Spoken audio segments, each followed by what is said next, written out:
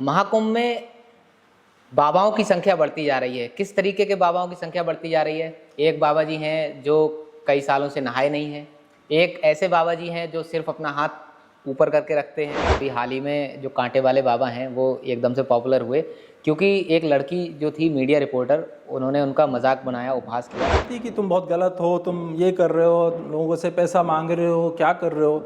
लड़की कौन होती है? तो ऐसे बाबाओं को साधु या संतों की श्रेणी में रखा जा सकता है या इनके लिए अलग श्रेणी बनानी चाहिए?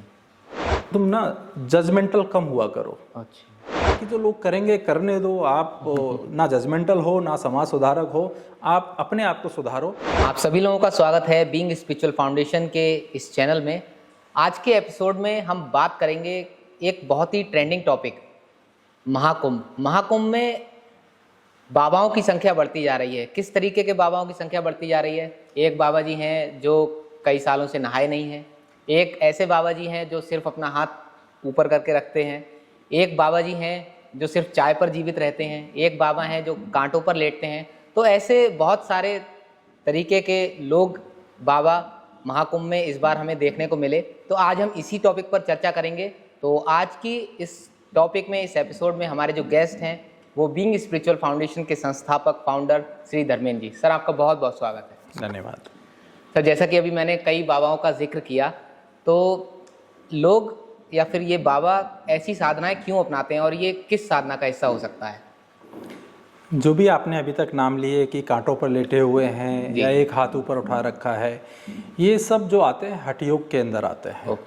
हठ योग यानी कि जैसा नाम से समझ में आता है, जिसको हठ पूर्वक किया जाता है। हठ के कई अर्थ होते हैं, इसमें से है का जो अर्थ होता है ये सूर्य से होता है और ठे का अर्थ होता है चंद्र। यानी कि शरीर के माध्यम से ही हम सूर्य नाड़ी और चंद्र नाड़ी इसको बैलेंस कर सकते हैं। तो इसका अर्थ यह भी होता है। और इसके अलावा हठ योग में जितने भी आसन जिस पे हम शरीर पर बलपूर्वक, जो हम कहते हैं ना, अभ्यास करते हैं, शरीर को हम तैयार करते हैं मन के साथ एक रिदम में बैठाने के लिए, तो ये सारी चीज़ें जो है हठ योग से ही की जाती हैं। हठ योग का ही पार्ट है। हठ योग अपनाते हैं हम किस लिए? अपने शरीर को तैयार करने के लिए कि हम उन साधनाओं की एनर्जी को अपने अंदर ले सकें। ठीक है। हठ योग शरीर को और मजबूत करता है। लेकिन जो आपने नाम लिया है, ये हठ योग जनरली जो होता है इसमें आसन आते हैं, अलग अलग तरह की मुद्राएं आती हैं। उन मुद्राओं को जो हम करते हैं और साथ में प्राणायाम करते हैं तो हमारे सूर्य नाड़ी और चंद्र नाड़ी बैलेंस होती है। ठीक है। और हम आध्यात्म की गहराइयों में प्रवेश करते हैं। ये इसका मूल उद्देश्य है। कभी कभी इसमें जो साधक होते हैं वो ऐसी क्रियाएं भी करते हैं, ऐसे हठ भी अपनाते हैं जिसमें हम अपनी इंद्रियों को कंट्रोल करते हैं। मतलब एक उन्होंने प्रण लिया कि मैं इतने साल तक इस हाथ को ऊपर उठा के रखूंगा। तो उससे क्या होगा कि हमारी जो अपनी जीत होती है, हमारी मन की जीत होती है अपनी दर्दों पर, अपनी इच्छाओं पर, तो ये भी एक साधना होती है। बट जो मैं देख रहा हूँ जी, मुझे नहीं लगता इस साधना से उनका भी कोई आध्यात्मिक विकास नहीं हो पा रहा होगा मेरे हिसाब से। और भाई अल्टीमेटली जो भी हम साधना करें, हम अपने विकास के लिए, अपनी उन्नति के लिए, शरीर की सुदृढ़ के लिए, अपने शरीर को मन के साथ मजबूत बनाने के लिए। मुझे नहीं लगता कि हाथ को ऊपर उठाने से पहले एक उन्होंने संकल्प शक्ति ली, उसको किया, 1 साल किया, 2 साल किया, बट अभी अगर वो लगातार पूरे साल ऊपर हाथ को उठा के रखेंगे, मुझे नहीं ज्ञात उनको क्या प्राप्त होगा सिवाय एक चीज़ के जो उन्हें मिल रही है जी, कि वो पॉपुलर हो रहे हैं, लोग उनके पास बाबा जी करके आ रहे हैं और उनको अपना चंदा दे रहे हैं। सेम कांटे वाले बाबा जी, जो मैं थोड़ा सा मैंने पढ़ा था उनके बारे में। कांटे वाले सबसे पहले उन्होंने जो कांटे पे अपनी सैया लगाई थी, जो लेटे थे जी, वो अयोध्या में लगाई थी जब कुछ मंदिर का कुछ विवाद चल रहा था। तो जब उन्होंने कांटे पर लेटे तो उनको बहुत वहाँ से प्रसिद्धि मिली। तो उसके बाद इन्होंने इसको अपनी लाइफ का अंग बना लिया कि जब भी कुंभ होता है वो कांटों पर लेटते हैं। लोगों के लिए एक कौतूहल का विषय होता है, लोग वहाँ पर आते हैं, उनको नमन करते हैं, कुछ अपने हिसाब से दान दक्षिणा करते हैं। तो मेरे हिसाब से उससे उनकी कितनी आध्यात्मिक उन्नति हुई है, जिसके लिए एक साधु आगे जाते हैं, साधु जीवन में जाते हैं, वो डाउट है। ना ही उससे किसी का भला हो रहा, एक ही भला हो रहा है कि वो पॉपुलर हो रहे हैं और उनको चंदा आ रहा है। तो सर, ये साधना जो है ये प्रदर्शन का रूप लेती जा रही है धीरे धीरे। बिल्कुल। अगर आप कुंभ में इसका देखें, स्पेशली डिजिटल मीडिया का देखें, तो कुंभ में लाखों साधु आए होंगे। ऐसे भी साधु आए होंगे कि जिनकी आध्यात्मिक शक्ति बहुत प्रबल रही होंगी, उनके अंदर एक चुंबकीय क्षेत्र उनके आसपास रहा होगा, मीडिया उसको नहीं समझ पाया। जो हम आंखों से देख सकते हैं, एक आम आदमी देख सकता है, वही कौतूहल का विषय रहा। जिसको हमें फील करना था, महसूस करना था जिस ऑरा को, उसको हमने हाईलाइट नहीं किया।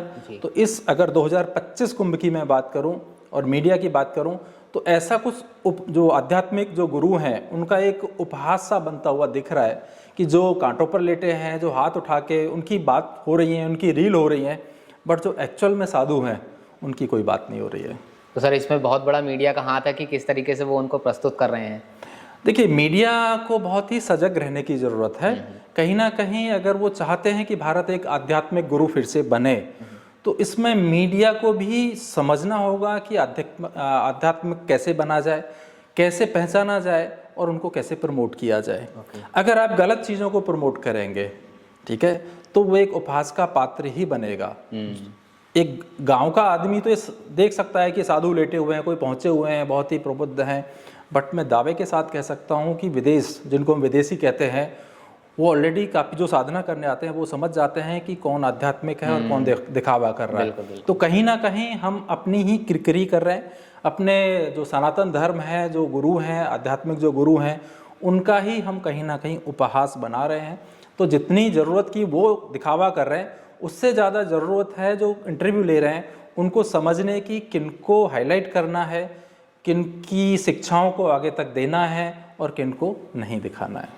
सर अब हम थोड़ा सा सामाजिक दृष्टिकोण की ओर बढ़ें कि जो श्रद्धालु महाकुंभ में आ रहे हैं वो इन सब चीज़ों को किस नज़रिए से देख रहे हैं, वो क्या प्रेरणा ले रहे हैं इन सब चीज़ों को देख करके? श्रद्धालु जो आ रहे हैं, मुझे तो यही लगता है कि जो उनको मैसेज मिलना चाहिए वो नहीं मिल रहा है। कांटों पे लेट करके किसी को कुछ प्राप्त नहीं हो रहा होगा और जो आ रहे हैं वो भी नहीं होगा। हाथ को ऊपर उठाकर भी एक, तो मेरे हिसाब से तो गलत मैसेज आ रहा है। ओके। तो सर मैंने ये देखा है कि जब वो इस तरीके की कोई साधना अपना रहे हैं, साधना कहेंगे या नहीं कहेंगे, तो जब वो इस तरीके की कोई क्रिया कर रहे हैं तो उनके शरीर पर और मानसिक रूप से दोनों पे असर जरूर पड़ता है। अब उन्होंने हाथ उठा के रखा हुआ तो वो हाथ उनका बिल्कुल एकदम फ्रीज हो गया है, तो उनको ऐसा करना चाहिए या नहीं करना चाहिए? आप देखो ना, भगवान ने 2 हाथ दिए हैं जी, दोनों हाथों का कुछ सदुपयोग होगा। उनको भगवान ने दोनों हाथ दिए, अब वो उसको उठाए हुए हैं, ठीक है। कुछ समय तक ठीक था कि आपने अपनी इच्छा शक्ति पे, अपने इंद्रियों पर आपने विजय पाई, बट इसको पूरे जन्म लेकर जाना मुझे ठीक नहीं लगता। मेरे हिसाब से ये कोई फायदा नहीं है इसका। उनकी अपनी सोच है, बट इसको प्रमोट नहीं करना चाहिए। आपको ऊपर वाले ने 2 हाथ दिए हैं तो इस हाथ का इस्तेमाल करिए जो इस हाथ से हम किसी का भला कर सकें।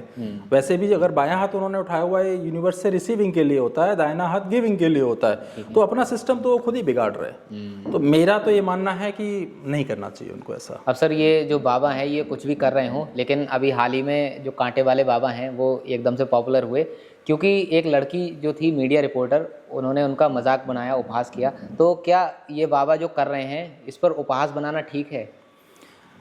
जैसे मैंने कहा, जो बाबा कर रहे हैं वो भी ठीक नहीं है, ठीक है, और जो लड़की ने किया वो भी ठीक नहीं है। ये मेरा सोच है, क्योंकि कौन क्या कर रहा है उसकी अपनी स्वतंत्रता है। हम किसी के लिए बुरा भला क्यों कहें। मैं एक बार बात कर रहा हूँ, मैं बहुत गहरे ध्यान में था जी, तो मुझे ऐसी कुछ इंट्यूशन आ रही थी, तो मेरी कहीं से कनेक्शन बन रहा था किसी एनर्जी के साथ, तो उनसे मैंने 1-2 सवाल पूछे। फिर एक ऐसी इंट्यूशन मैंने पूछा कि मैं ये भी पूछा हूँ कि मैं अपनी कैसे उन्नति करूँ।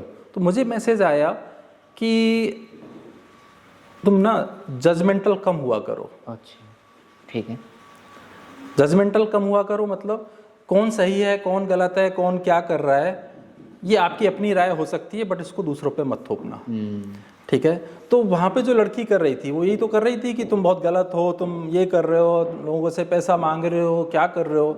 लड़की कौन होती है बोलने वाले? ये जो बाबा हैं उनको खुद सोचना है।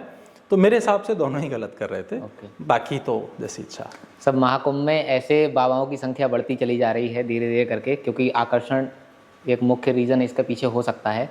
और दूसरी चीज़ सर ये बताइए कि महाकुंभ में साधु और संत लोग आ रहे हैं भगवा धारण करके, तो ऐसे बाबाओं को साधु या संतों की श्रेणी में रखा जा सकता है या इनके लिए अलग श्रेणी बनानी चाहिए?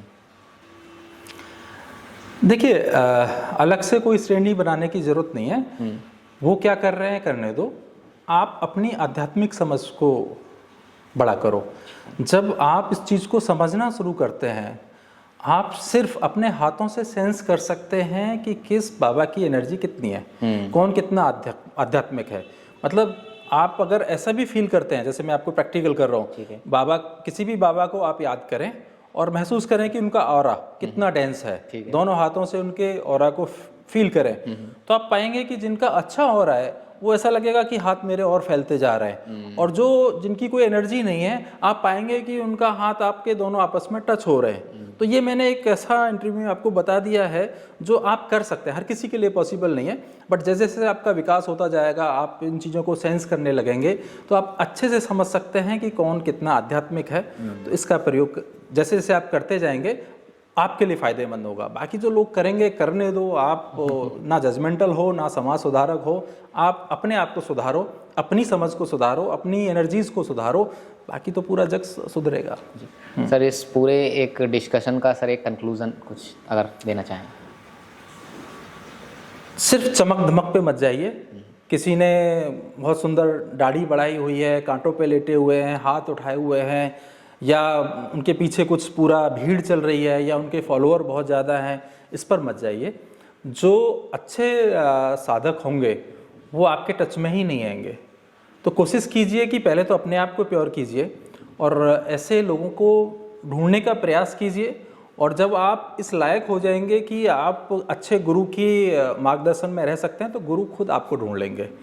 प्रयास करते रहिए, बट सिर्फ चमक धमक से, फॉलोअर से, मीडिया पे बहुत हाईलाइट हो गए, इससे मत जाइएगा। हो सकता है वहाँ आप जाएंगे तो आप पाएंगे कि आपके साथ बहुत बड़ा धोखा हो गया। तो अपनी एनर्जी को बढ़ाइए और उसी हिसाब से सेंस कीजिए, अपनी समझ के हिसाब से ही अच्छे लोगों की संगति में रहिए।